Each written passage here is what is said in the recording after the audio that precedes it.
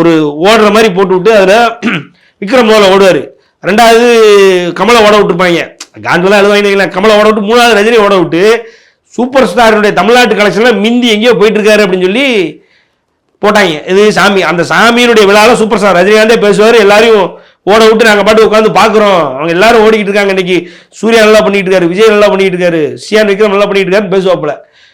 அப்படிப்பட்ட விக்ரம எப்போ 2003 மீடியாக்கள் கொண்டாடுற விக்ரம இவர் படத்தில் நடிச்சதுனால நம்ம கொண்டாட மாட்டோமா?